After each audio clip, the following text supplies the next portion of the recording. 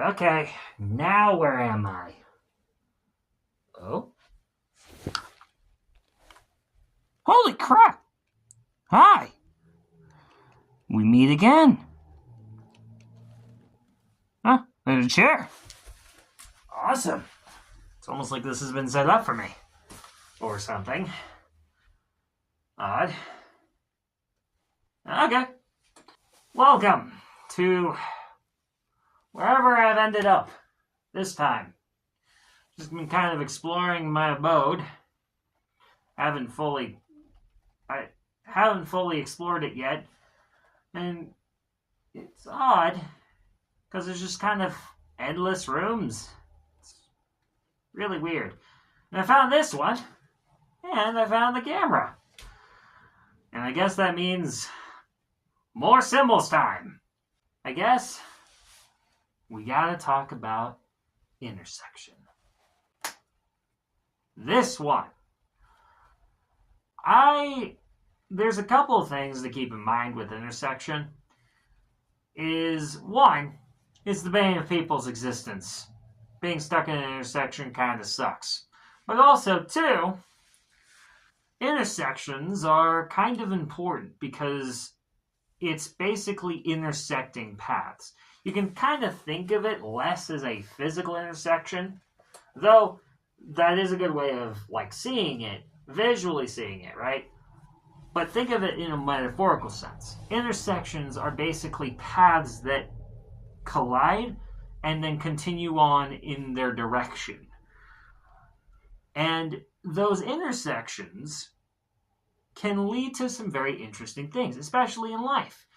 You have a metaphorical intersection with another person, and you meet them in the middle, and you kind of get an interaction with them. Sometimes it leads to something, sometimes it doesn't. But those intersections are pretty much everywhere and happen to everyone. And it's not just people intersecting with a certain event or that kind of thing. Intersections kind of make up a bulk of our interactions. One thing to keep in mind with intersections is, in a way, intersections can lead to connections. And that kind of brings up a wider thing with these symbols. They're kind of dependent on each other. I guess a lot of things are, but specifically with these symbols, you'll notice a certain pattern, a sort of right-left, light-dark. Foreshadowing right there. Good, bad. And sometimes we love to categorize stuff as good, bad, that kind of thing, because it gives us an idea of what to go towards. Though the truth of the matter is without each of these opposites, none of them would probably exist. And I want to give a good example of that using the next two symbols. And we'll start off with light. Now, light is a really interesting thing. A beam of light is shown everywhere. The only reason you're able to see me right now is because of light, because of how it works. It bouncing off into our freaking eyeballs that have weird-ass cones that interpret the information. We would literally not be able to see anything without light. We would not be able to capture anything without light. It is really important to have light. Light even warms. Without the sun, we would be a freezing ball of rock, and just that. None of us would exist. Though, light, the thing to keep in mind with light is it also can blind. Stare at the sun, you blind yourself. Too much light, you blind yourself. There is too much of it, too much of a good thing.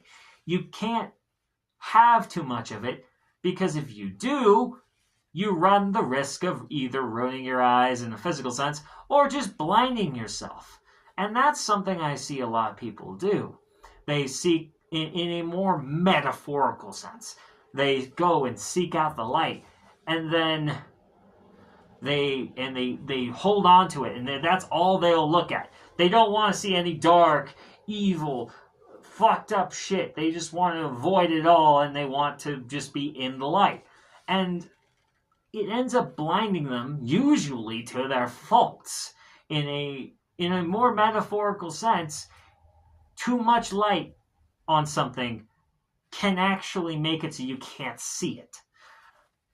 And that's where dark comes in.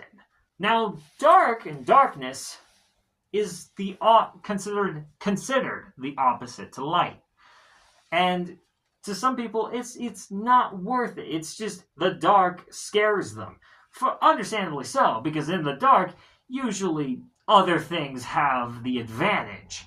Usually things that can see in the dark can just hunt you down and kill you. That's kind of what we were programmed in a way to do by life, is to avoid the dark so we don't get hurt.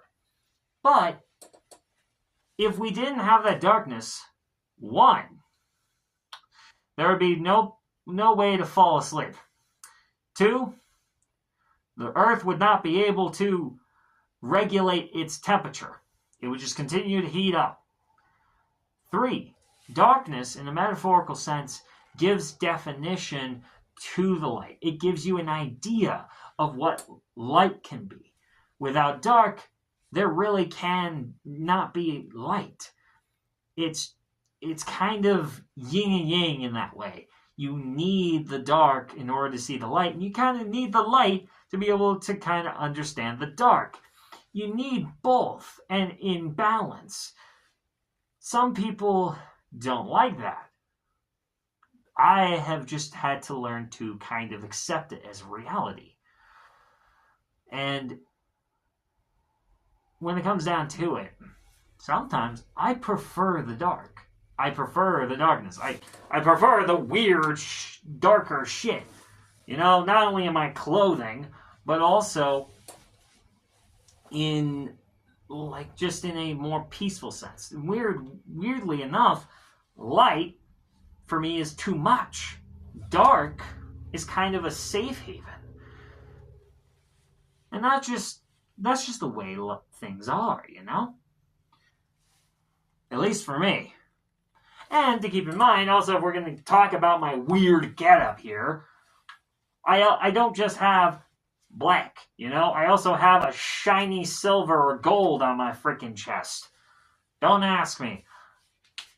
I'm just weird. Let's be honest here. I'm just absolutely fucking weird.